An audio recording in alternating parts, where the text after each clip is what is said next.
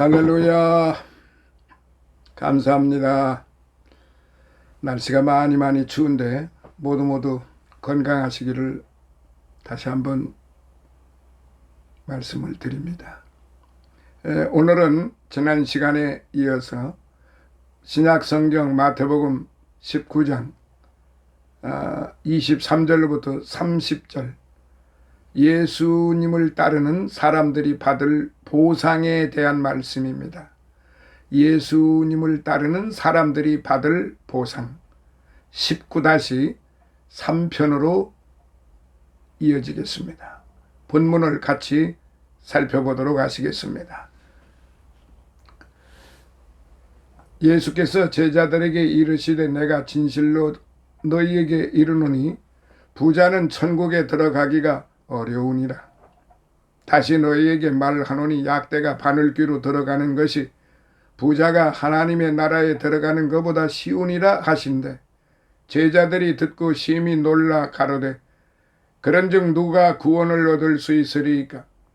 예수께서 저희를 보시며 가라사대 사람으로는 알 수 없으되 하나님으로서는 다시 할 수 있느니라. 이에 베드로가 대답하여 가로되 보소서 우리가 모든 것을 버리고 주를 쫓아싸우니 그런즉 우리가 무엇을 얻으리이까. 예수께서 가라사대 내가 진실로 너희에게 이르노니 세상이 새롭게 되어 인자가 자기 영광의 보좌에 앉을 때에 나를 좇는 너희도 12 보좌에 앉아 이스라엘 12 지파를 심판하리라.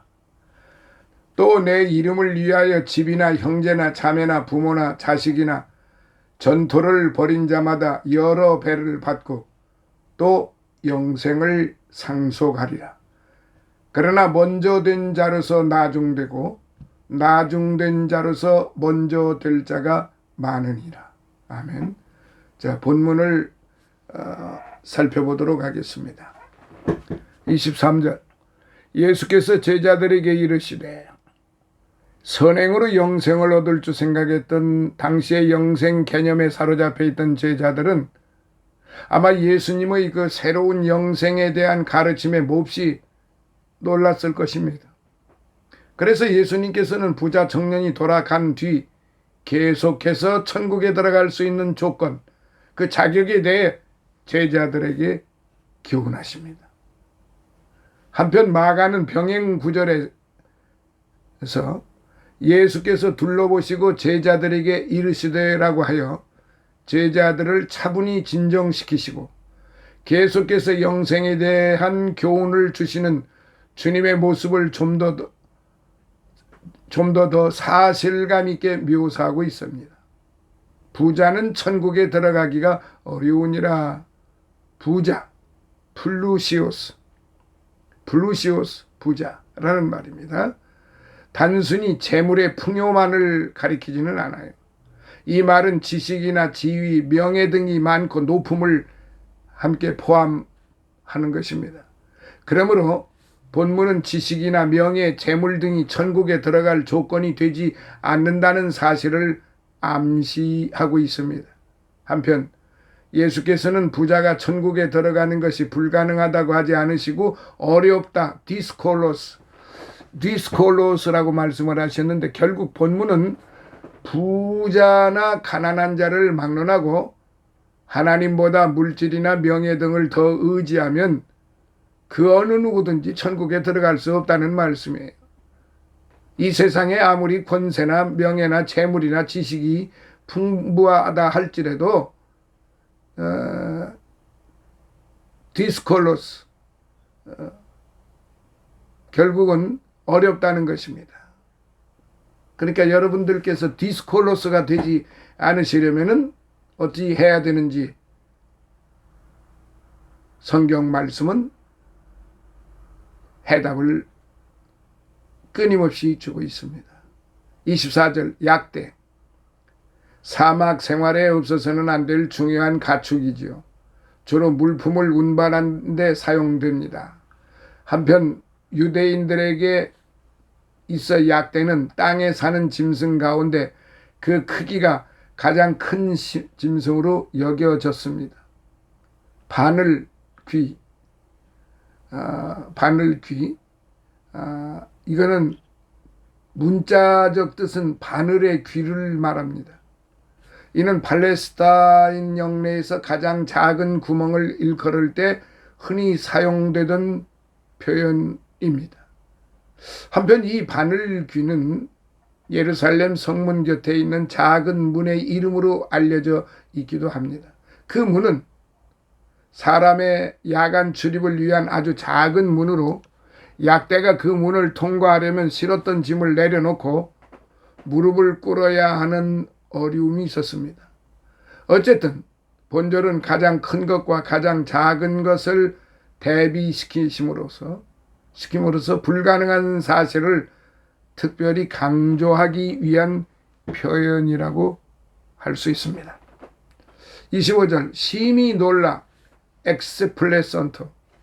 엑세플레손테라는 말인데 이는 단순히 놀라는 정도가 아니라 정신을 잃을 정도로 앞이 캄캄한 상태를 일컫습니다.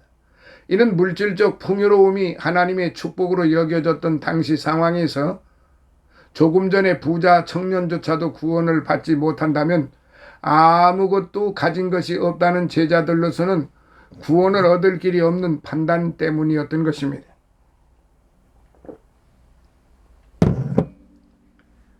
유대인들에게 있어 부는 축복의 상징으로서 구원으로 가는 지름길이라 여겨졌습니다.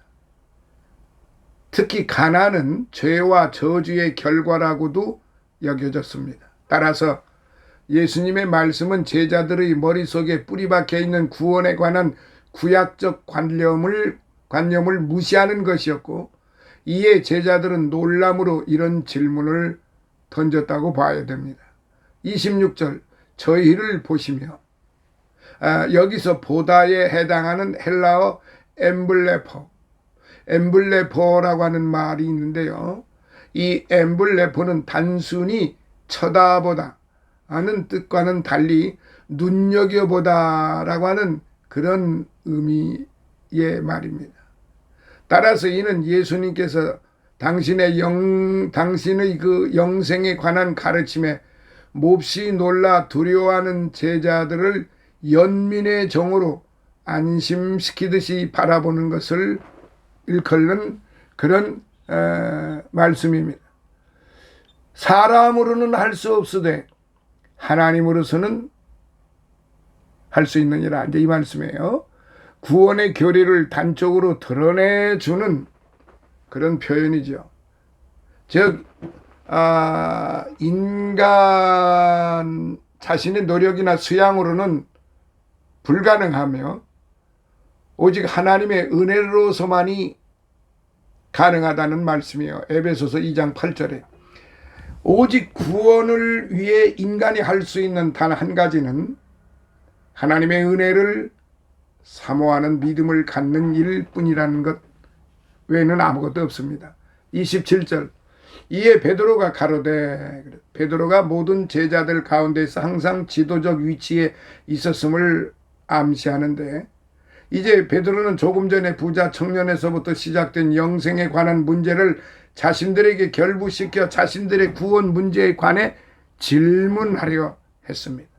우리가 무엇을 얻으리까?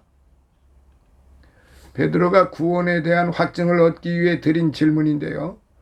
베드로는 사람의 능력으로는 하늘나라에 들어갈 수 없다는 예수님의 말씀을 듣고 불안한 마음에서 이같이 질문했다고 학자들은 그렇게 해석을 하고 있습니다. 28절 세상이 새롭게 되어라고 하는 말씀 이에 해당하는 헬라어 엔테팔랭게네시아라는 말인데요. 갱생한다, 갱생하여 그런 뜻입니다. 신생의 때라는 뜻인데 이는 개인의 중생을 의미하는 동시에 그리스도의 재림으로 이루어질 신천신지를 도래하는 신천신지의 도래를 의미한다고 볼 수 있습니다. 계시록 21장 1절. 그러니까 신천지에 대해서는 분명히 여기 지금 계시록 21장 1절에 보면 그렇게 기록이 되어 있습니다.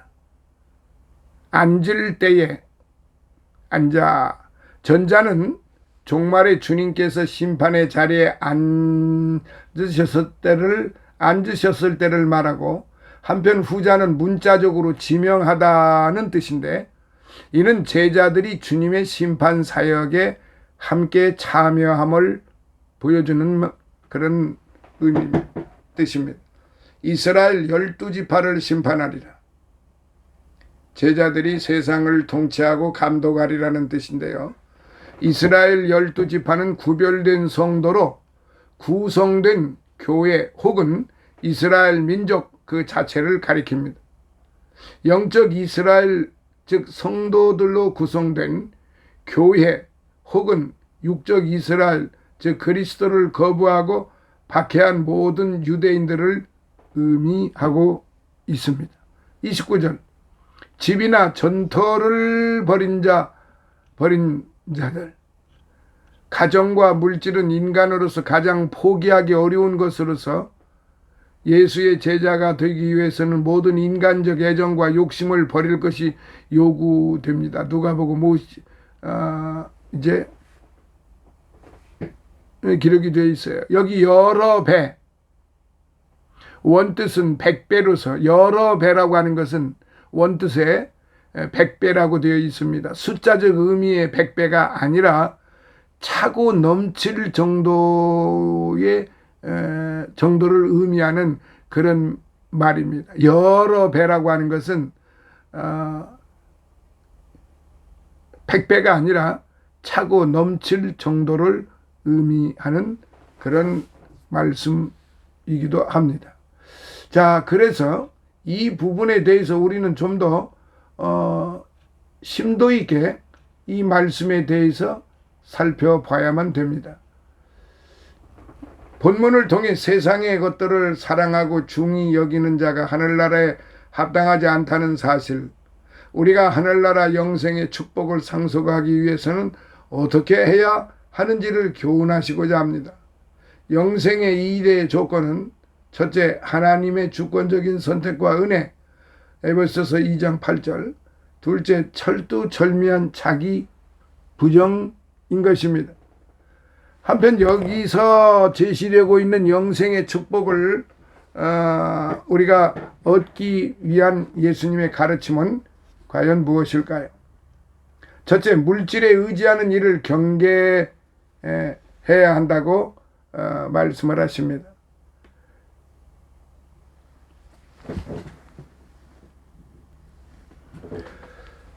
잠시 양해의 말씀을 드리겠습니다. 제가 백내장 수술을 양쪽을 다 하다가 보니까 조금이라도 밝은 빛이 비춰지게 되면 눈이 부셔서 매우 피로하고 눈을 뜨기가 어려울 정도로 그런 현상이 일어나고 있습니다. 백내장 수술을 한 지가 1년이 넘었는데도 여전히 그러는군요. 좀 이렇게 검게, 화면에는 검게 좀 나오는 것을 양해해 주시기를 바랍니다. 이 19-3편에서만 이런 좀 답답한 모습을 좀 보여드릴 수밖에 없네요. 시간이 계속 진행되는 관계로 영상 작업을 멈출 수가 없어서 계속 해야 되기 때문에 어쩔 수 없이 지금 이 시간에 그 차광막 안경을 좀 쓰게 된 것입니다. 양해해 주시기 바랍니다. 이 부분에 대해서 이제 첫 번째로 물질에 의지하는 일을 경계해야 한다는 말씀입니다. 예수님께서는 먼저 제자들에게 부자들이 천국에 들어가는 것은 심히 어려운 일이라는 사실을 말씀하셨던 것입니다. 23절.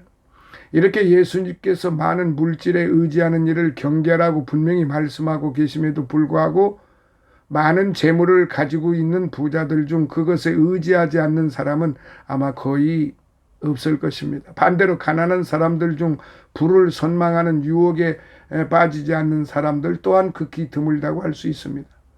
이렇듯 인간이 물질에 한번 사로잡히게 되면 그들은 심지어 하늘에 대해서도 높은 담을 쌓아서 자신과 자녀들을 보호하려고 설쳐댑니다.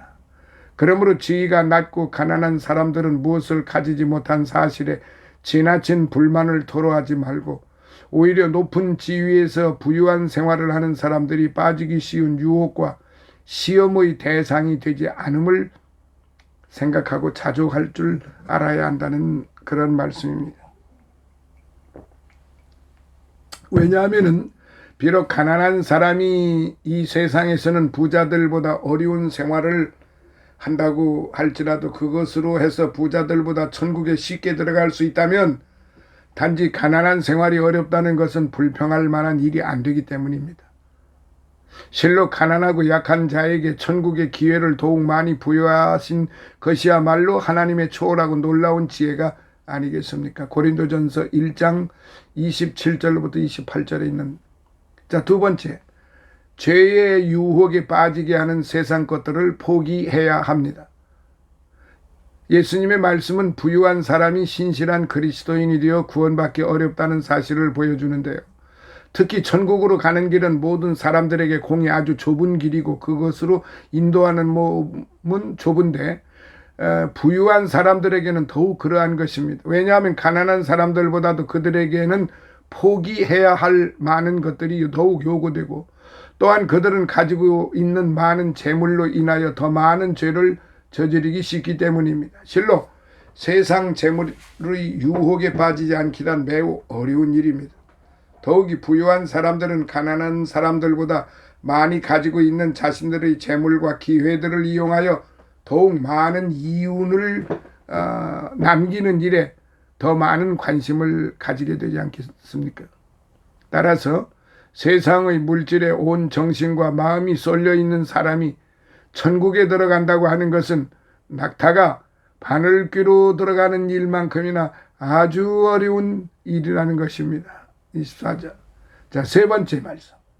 하나님의 은혜와 능력만을 의지해야 하는 말씀입니다. 예수님께서는 사람이 구원을 얻게 되는 것이 사람의 능력으로는 어려울 뿐만 아니라 불가능하다는 사실을 지적을 하셨어요. 즉 부자들은 오직 전능하신 하나님의 은혜로 그런 어려움을 극복하고 천국에 들어갈 수 있다는 것입니다. 특히 제자들은 주님께 그런즉 누가 구원을 얻을 수 있으리까 25절 물었는데 이는 부자뿐만 아니라 모든 인간의 구원에 대한 가능성을 묻는 것이었습니다. 왜냐하면 만약 많은 재물이 부유한 사람들이 구원 얻는 데 지장을 주는 것이 된다면 부유하지 못한 사람들에게 있을 수 있는 재물에 대한 욕심 역시 그들에게 죄가 되고 위험한 것이 되기 때문입니다. 그러면 도대체 어떤 사람이 구원을 받을 수 있을까요? 예수께서는 이에 대하여 사람으로는 할 수 없으되 어진 어떤 능력으로는 아무도 구원을 얻을 수 없다고 말씀하셨던 것입니다. 이렇듯 구원의 사역을 시작하고 계속 진행시키며 그 일을 완성하는 것은 전적으로 모든 것을 가능하게 하시는 전능하신 하나님의 능력에 의한 것이지요. 결코 사람의 능력에 의해서 자신들의 지식에 의해서 그렇게 되는 것이 아닙니다. 에베소서 2장 8절로부터 10절. 그러므로 부유한 사람들은 세상 안에서 오직 세상에 속한 사람들을 사랑하고서는 결코 구원을 얻을 수 없다는 사실을 깨달아야 하며 더욱이 세상과 함께 절망적인 최후를 맞아야 한다는 준엄한 사실을 깨달아야 할 것입니다. 이제 끝으로 네 번째, 준엄한 약속만을 소망해야 합니다. 이러한 주님의 말씀에 대해 베드로는 우리는 모든 것을 버렸습니다 라고 말하였습니다. 27절. 그러나 그들이 버렸던 것은 아주 보잘것없는 것들이었죠. 진작 버려야 할 것은 못 버리고 별로 그렇게 가치가 없는 것을 버렸다고 뽐내는 것입니다. 그들은 자신들이 가지고 있었던 몇 척의 배와 그물을 버렸을 뿐이에요. 그럼에도 불구하고 여기서 베드로는 자기들이 버린 것들이 마치 대단하고 값비싼 것인 양 말하고 있는 것입니다. 이와 같이 우리도 때로는 그리스도를 위한 수고나 고난, 그리고 우리가 그분을 따르기 위해서 치러야만 했던 희생이나 손해들을 쉽게 과대망상 평가하여 대단한 것으로 만들어 버리는 것입니다.